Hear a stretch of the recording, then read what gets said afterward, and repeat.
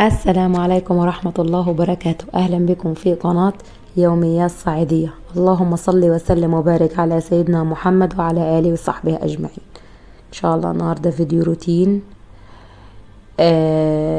تنظيف البيت، وهنعمل كشري مصري كده حلو مع بعض، وهوريكم الحاجات اللي أنا اشتريتها للبنات عشان بنتي كان عندها حفلة في حضانة المدرسة، فاشتريت لها فستان كده فهوريكم. بس الاول انا بوريكم انا بصراحة ضم السريرين على بعض، فحاسه الاوضه ضيقه ومش بعرف افتح البلكونه ان انا هوي الاوضه ولا الكلام ده، فقلت ان انا ارجع السراير زي ما هي مكانها، يعني هتشوفوها دلوقتي، وافتح كده ادي كده طاقه والشمس تدخل الاوضه. بصوا فرشت السراير، طبقت البطاطين وحطيت الدفات وكل حاجه، فقلت الاول قبل ما امسح الارض وافرشها اوريكم الحاجات اللي انا جبتها للبنات. تمام. وبرضو هسيبكم في الاخر خالص تشوفوا الحفله اللي اتعملت عندي بنتي تاني يوم كان، فصورت الحفله لاني حضرت معاها الحفله. اول حاجه فستان رودي، فستان ببالطو. تمام. وهو قطعتين كده، قطعة قط يعني فستان من تحت كويس خالص. ده هو كمان واسع عليها، لاني يعني ما شاء الله لو بنوتة اتخن من كده يعني يبقى حلو عليه. والبلطو بتاعه، وكنت جايبه لها اللي هو شراب بكلون وكوتش وكده وتوك بيضة ولبستها. ده مش عارفة ظاهر كده في الكاميرا ولا لا، بس هو كان عامل 490. الفستان ده كان عامل 490 بتاع رودينا. شكله حلو خالص كده وعجبني. البلطو برضو حلو خالص، ممكن يعني تبقى سايباه مفتوح كده وتلبس تحته بنطلون جينز وتيشيرت او بلوفر وكده، فعجبني بصراحة. ف فكده قلت اجيب لها الفستان تحضر بيه. وده كان من شركة وده من شركة بصراحة، يعني رودينا كان من شركة اسمها بوجي وطمطم، ومكة كان بوي اند جيرل ولد وبنت، شركة تاني يعني.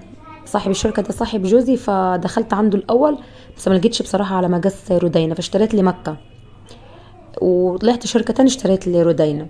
فالفستان ده برضو عجبني خالص. الاول انا جسته بصراحة لرودي وكده، بس لقيته قصير ومش مش حلو، لان هي اطول من مكة شوية، فخدته المكة. كان تحته كده تيشيرت حلو خالص كده خريفي، والفستان ومع الجاكيت الحلو ده.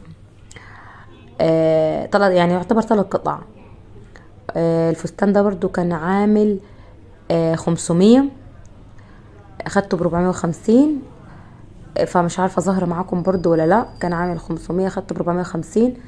اللبس الشتوي عامة للأطفال أو للكبار غالي عامة، هو كل حاجة في الدنيا غليت يعني. بس فساتين كانت حلوة وقماشتها حلوة والستايل وكده، كان حاجة جديدة يعني. دول الفستانين اللي أنا جبتهم للبنات، قلت اوريهم لكم قبل ما اوضب الدولاب كده واحط في الشماعات والكلام ده، قلت اوريهم لكم. بس دول الفساتين. جبت برضو وانا راجعه كده جبت لكل واحده ترنج. هو ممكن اصلا ينفع يعني تلبسي البنوت عليه كوتشي وتطلع بيه. فانا قلت يعني اما نروح عند ماما يعني البسهم مثلا كوتشي وكده، لاني البيت قريب وكده، تطلعوا بيه ينزلوا بيه حلو، خامته حلوه وتقيله. ال ال البتاع ده الترنك كان عامل 190، انا خدته 150. بعد كده رحت لما قلت له هاخد 2، فحسب لي يعني الواحد حسبه لي ب135. فاخدت كده الردينة ده اللي هو الاولاني ده، واللي اهو ده اللي في ايدي ده الصغير لمكة. جبت لهم كده زي بعض، انا بحب اجيب لهم لبس زي بعض بصراحة، يعني الالوان بتختلف بس الاشكال زي بعض واللبس زي بعض وكده.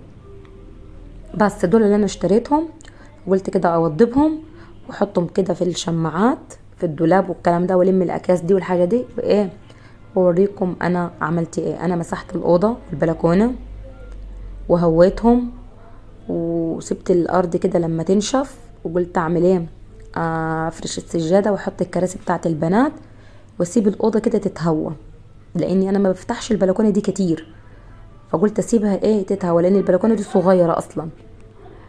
قلت على بال ما اخلص الشقه تكون ايه الاوضه اتشمست وتهوت كده، وبعد كده اقفلها.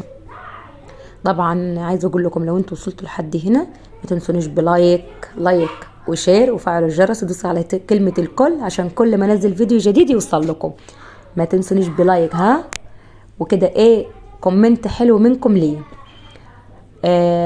ولو مش مشتركين عندي في القناه اشتركوا، ويا رب ان شاء الله فيديوهاتي تعجبكم.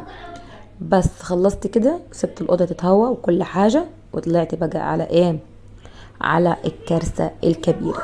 بصوا الركنه، والله انا بصراحه تنظيف الركنه بيبقى صعب في الشتاء. ليه؟ لاني ببقى فرشه سجاد كتير والكلام ده، لكن في الصيف بصراحه بيبقى ايه مفيش، بجر كده الركنه وامسح وراها وامسح الارض وكل كل شويه بمسحها. فانا كنت عايزه برضو ارتبها ترتيب كده. انا بعد على فكره ما رتبتها، بنتي كبت شاي على يعني الشاي بتاع باباها كبته على الركنه، فانا بصراحه شلت الفرش الركنه ده وغسلته. وبرضو الصاله كنستها كنسه كويسه، وخلصت ايه كل حاجه.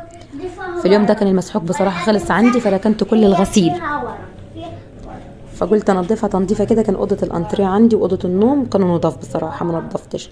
انا خلصت كده ايه الصاله تنظيفه حلوه، وكنست برضو المطبخ والكلام ده كله. هوريكم اوضه الانتريه كانت عندي نظيفه، قلت لا خلاص خليها في يوم تاني اشيل ايه المفارش الانتريه دي واشيل السجاد وامسحها واخليها ايه تمام. تعالوا بقى اوريكم ايه السور انا عملته. بصوا كده، عملنا السور سيراميك بصراحه، يعني فرقت خالص عالي السور والكلام ده كله كده، فرقت بصراحه. ففاضل ان انا ان شاء الله عايزه ادي بياض كده للبلكونه في يوم. الحتت دي اصلا كانت نص جالب، فالراجل كملها ومحرها، فعشان كده ايه في علامات في البلكونه. فانا عملنا السور كده سيراميك، وقلنا ايه بعد كده عايزه ابقى ابيض البلكونه، بس مش دلوقتي يعني يعني بعدين فيما بعد. احنا دلوقتي جو برد ودراسه والكلام ده. بصوا فاضل قدام الباب، انا كنت عايزه اكنس، كنسته بسرعه كده مع نفسي ولميت كده كل الاحذيه يعني عزكم الله، ودخلت بسرعه. باباهم نزل يجيبهم البنات من الحضانه، وانا دخلت على طول على الغدا بقى كان ايه، كنت بعمل كشري. ما فيش حد ما بيحبش الكشري بصراحه، فقلت اعمل كشري والكشري اللي هو الحله واحده. يعني انا حمرت الشعريه، حطيت عليها الرز، وحطيت عليها انواع المكرونه والعدس وحطيت يعني الحاجات بتاعتي كلها، وعملت الصلصه هي بالثومه، وحمرت ايه البصله. الكشري كان سهل جدا. بصوا كشري الحله واحده والله العظيم تحفه، بيوفر عليك في مواعين وفي مجهود وفي كل حاجه. فكده قلت اخلص، وفاضل ايه الصلصه بصراحه والبصله، لان البنات كان خلاص جايين،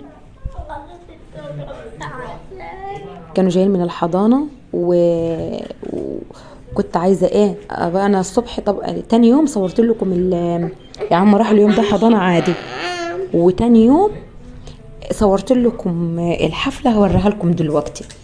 بس هنا ايه اهم جم من الحضانه كده، انا جهزت الاكل، قطعت برضو ايه غسلت الجرجير وعملته كده والبصله، وحطيت الاطباق والميه، وبرضو حطيت برضو بعد التصوير ده نسيت الليمون، رجعت جبته وايه وحطينا الاكل قلنا ناكل. كان الكشري تحفه. انا بحب اعمل كده على الطباقه الدمعه، وبعد كده ايه اكمل يعني. بصوا كده هنا اسيبكم كده الحفله. الحفله كانت في الحضانه بتاعتها، حضانه مدرسه. فبعد ما وصلت هناك انا كنت فاكره ان انا يعني هروح ان انا هسيبها وامشي، حتى وديت بنتي الحضانه التانية بتاعتها. فقلت ان انا اسيبها يعني بعد كده امشي. فرحت اللي قالوا لي لا خلاص خليكي يعني اولياء الامور حضروا، فخلاص خليكي وكده. وكل طفل جاب معاه يعني حاجات حلوة، اخدنا يعني حلويات والكلام ده. فقلنا لا خلاص، دي كانت المقطع ده قبل ما يحطوا البنت. بصي بنوتي اللي هي لابسه الفستان اللي وريته لكم في اول الفيديو كده، اللي هي بتسقف دي، ولابسه الفستان فيه الفرو اسود، دي بنتي واصحابها يعني وكده. فهي كانت مبسوطه بصراحه. اليوم ده عيد الطفوله، فاليوم كان حلو و... وعجبها بصراحة خالص. اهي بصوا المس اهي بتلبسها البتاع ده اسمه ايه ده، الطربوش ده.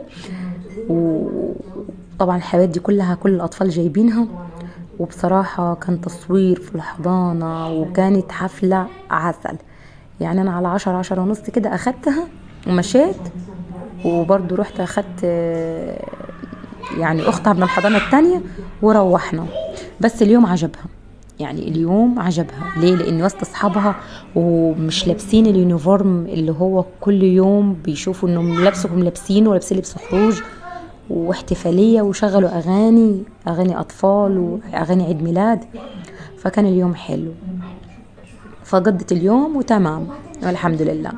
بصوا كده، ده انا اليوم كامل معايا، وريته لكم وكملت لكم تاني يوم ال ال الحفلة والكلام ده. فان شاء الله استنوني في فيديوهات جديدة. بس يا ريت ما تنسونيش بلايك وشير وفعل الجرس ودوسوا على كلمة الكل، واشتركوا في القناة عندي، شرفوني ونوروني. واشوفكم ان شاء الله في فيديوهات جديدة كده. شجعوني كده باللايكات عشان خاطر اعمل لكم فيديوهات اكتر واكتر. فانا خلصت كده هنا. هي كانت قاعدة بقول لها يا رودي فبتعمل لي باي. طبعا انا ظبطتها قبل ما تروح استشوار، عملت لها استشوار لشعرها في البيت ولبستها وكده. قلت اهو يبقى يوم مميز بالنسبه لها. اشوفكم في فيديو جديد، مع السلامه.